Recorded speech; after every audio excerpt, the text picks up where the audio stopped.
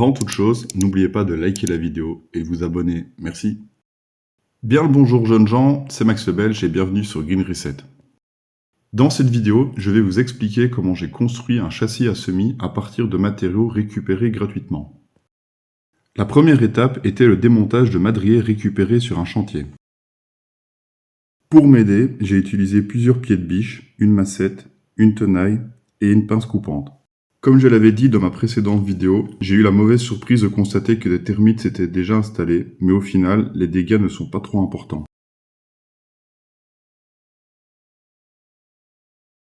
Pour enlever les clous, j'ai d'abord essayé de taper simplement sur la pointe, mais les clous avaient tendance à se plier. J'ai donc pensé à les raccourcir en les coupant, ce qui a facilité leur extraction sans trop les plier. Une fois la tête du clou suffisamment sortie du bois, j'ai utilisé une tenaille ou un pied de biche pour les enlever définitivement. Si vous aussi vous devez démonter des planches de bois aussi épaisses, regardez bien le sens des clous pour enlever les planches vers la pointe. Décoller les deux morceaux de bois sera plus facile et abîmera beaucoup moins les planches. C'était clairement la partie la plus physique du projet.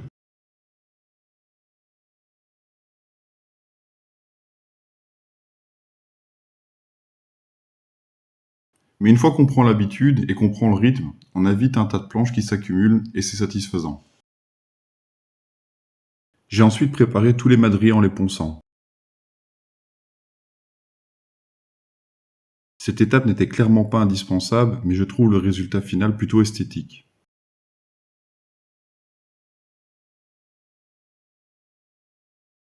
Et ce, même pour celles qui ont été mangées par les termites.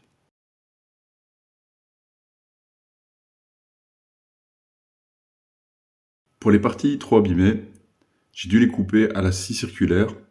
Alors, j'ai pas osé le faire avec ma scie sur table, parce que la lame n'était pas assez haute. Donc je l'ai fait en 2 fois avec la scie circulaire. Et puis n'hésitez pas à me dire dans les commentaires si vous auriez fait autrement. Toujours pour travailler aussi en sécurité, parce que vous allez voir, c'est pas spécialement... j'ai pas travaillé spécialement en sécurité. Et donc voilà, ne jugez pas. J'espère que vos propos seront bienveillants, mais si vous avez des idées pour améliorer ma technique de coupe, eh ben je suis preneur.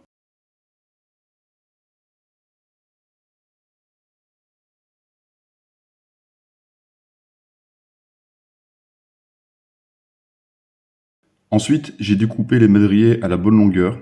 La longueur était limitée par la taille de mes plexiglas.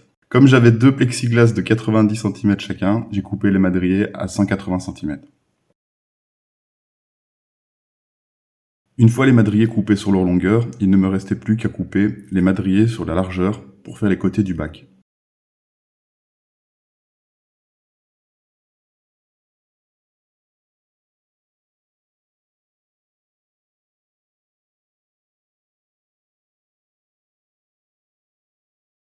Voici le résultat final après assemblage à blanc des différents composants. J'ai un madrier en trop sur le devant car je vais devoir incliner mon bac pour pouvoir mettre les fenêtres dessus.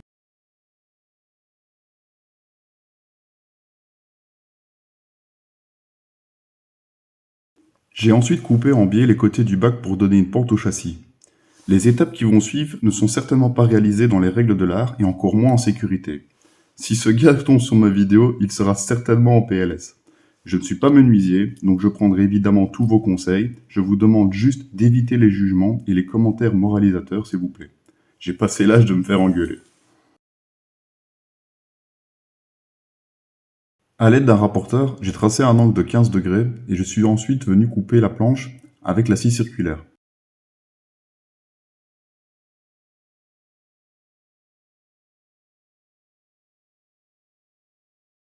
J'ai profité d'une chute pour confectionner une cale qui viendra soutenir les fenêtres une fois le châssis fermé.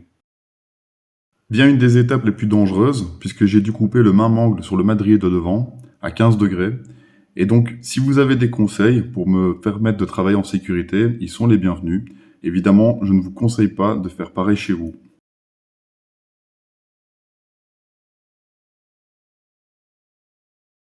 Une fois toutes les découpes réalisées, le projet prend enfin forme et je suis plutôt satisfait du résultat.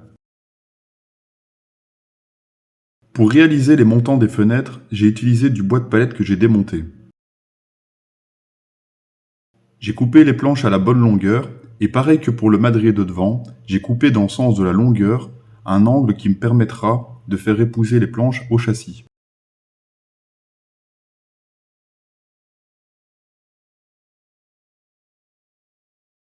Une fois tous les montants coupés, il ne me restait plus qu'à les assembler avec le plexiglas. J'ai mesuré pour répartir les vis équitablement. J'ai préforé le plexiglas avant de visser pour éviter qu'il ne se fende. Et voilà le résultat final. J'ai commis une erreur car j'aurais dû couper les montants dans le sens de la largeur. La contrainte s'effectue effectivement plus à cet endroit-là une fois qu'on ouvre le châssis. Une fois les deux fenêtres fabriquées, une petite pause à blanc pour vérifier que tout s'ajuste correctement.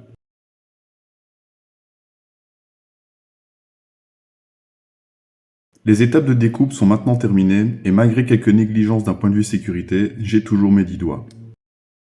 L'étape suivante consiste à brûler le bois pour augmenter sa durabilité et éviter qu'il ne pourrisse ou ne soit mangé par les insectes.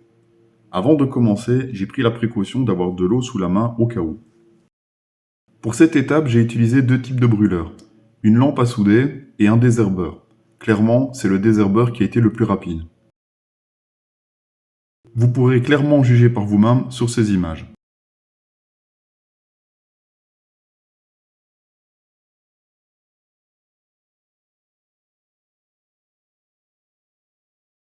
Après avoir brûlé toutes les planches, j'ai préparé un mélange 50-50 d'huile de lin et d'essence de térébenthine. Toutes les planches ont été copieusement imbibées de ce mélange sur toute leur surface. Cette étape a pour but de prolonger la durabilité de mon ouvrage. Le temps et l'expérience me diront si toute cette préparation était utile ou si ça n'en valait pas la peine. J'ai également entendu que des anciens faisaient la même chose avec de l'huile de vidange. Un bon moyen selon moi de la recycler, avec une pollution limitée puisque l'huile sera bue par le bois. N'hésitez pas à me partager vos avis et vos retours d'expérience dans les commentaires. Une fois toutes les planches brûlées et huilées, il ne me restait plus qu'à enlever le film de protection du plexiglas et à réassembler le tout. L'ensemble prend enfin sa forme définitive et je suis plutôt satisfait du résultat. Cela m'aura pris plus de temps que prévu, mais le résultat correspond à ce que j'imaginais. Une dernière étape était nécessaire avant l'assemblage. Confectionner des renforts intérieurs pour maintenir tous les cadres solidaires entre eux. J'ai de nouveau utilisé du bois de palette, coupé les morceaux à la bonne longueur et traité les planches comme le reste des autres éléments. Vient enfin la meilleure étape du projet selon moi, l'assemblage de la structure sur son emplacement définitif. Pour ce faire, j'ai utilisé deux perceuses, une pour pré-percer les trous pour éviter que le bois se fende et l'autre pour visser les vis. C'est évidemment possible de le faire avec une seule machine, mais si vous avez la chance d'en avoir deux, vous gagnerez beaucoup de temps. Pour réaliser un travail optimum, faites bien attention aux longueurs des vis et surtout au type d'embout à utiliser. La référence est notée sur le paquet de vis et sur l'embout de la visseuse. Pour assembler la structure, j'ai simplement vissé les éléments entre eux pour former des cadres que j'ai ensuite empilés. Prenez bien le temps de pré-percer tous les éléments avant de les visser. J'ai parfois négligé cette étape, notamment pour les renforts intérieurs, et le bois s'est fendu. J'ai pour but d'utiliser ce châssis à semis comme bac de culture plus tard dans la saison. Pour éviter que des rongeurs viennent manger mes productions, j'ai fixé à la base du premier cadre un grillage avec un maillage de 13 mm. Pour réaliser cela, le matériel nécessaire est évidemment du grillage, ainsi qu'une agrafeuse et une pince coupante. Le grillage a été fixé le long du cadre en commençant par un coin et en s'assurant qu'il soit bien tendu.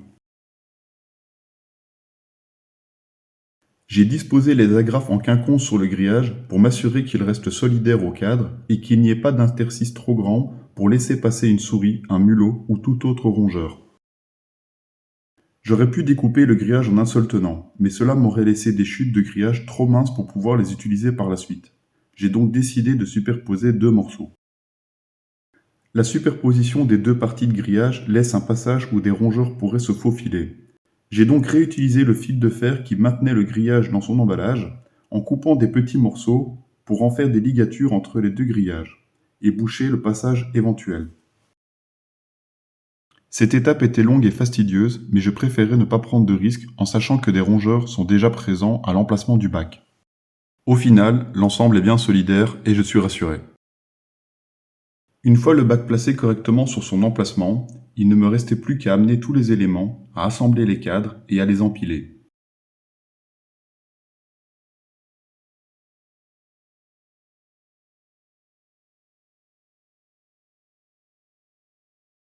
Pour maintenir les cadres correctement superposés, je les ai solidarisés avec les renforts intérieurs. J'avais la flemme de prépercer les planches et ça n'a pas manqué, certaines se sont fondues. Donc pour le coup, ne faites surtout pas comme moi. Et voici l'état du bac avant la pose des fenêtres. Pour le montage des fenêtres, j'ai utilisé de simples charnières que je suis d'abord venu fixer sur les montants des fenêtres en prenant soin cette fois de prépercer avant de visser. Une fois les charnières fixées sur les fenêtres, il ne reste plus qu'à les assembler avec le reste du bac en laissant un léger jour de quelques millimètres pour que les fenêtres puissent s'ouvrir sans frottement. Les côtés intérieurs des fenêtres n'étant pas supportés par les montants latéraux du bac, j'ai vissé une cale à l'intérieur pour supporter le poids des fenêtres et soulager les charnières. Le principal but de ce châssis reste identique à celui d'une serre. Les températures en plein soleil peuvent donc monter très vite. J'ai testé plusieurs systèmes plus ou moins convaincants et solides afin de garder les fenêtres ouvertes et d'aérer le châssis. Je détaillerai plus en détail comment j'ai procédé dans les prochaines vidéos. J'en profiterai aussi pour vous expliquer comment j'ai rempli le bac pour avoir des couches chaudes et fertiles. Donc n'oubliez pas de vous abonner si vous ne voulez rien rater. Concernant les coûts pour la réalisation de ce châssis, j'ai dépensé à la louche plus ou moins 20 € en huile de lin et essence de térébenthine, plus ou moins 50 € pour les vis, charnières, agrafes, gaz, la petite quincaillerie. Et le grillage m'a coûté 70 €, mais il m'en reste plus ou moins 8,50 m. Donc je dirais qu'au total, ça m'a coûté plus ou moins 15 € de grillage. Donc si je fais vraiment le bilan de tout ce que j'ai dépensé, j'estime plus ou moins à 85 € le coût total, en sachant que tout le reste, madrier, palette, plexi, etc. sont essentiellement de la récup. Cette vidéo sur la construction de ce châssis à semis touche à sa fin. J'espère qu'elle vous aura plu et qu'elle pourra inspirer certains d'entre vous. Si c'est le cas, merci de liker et de commenter la vidéo. J'expliquerai comment j'ai rempli le bac et quelles sont les températures obtenues ainsi que les semis que j'y ai installés dans la prochaine vidéo. Donc n'oubliez pas de vous abonner pour le découvrir. En attendant, je vous souhaite un bon jardinage et je vous dis à bientôt. Ciao!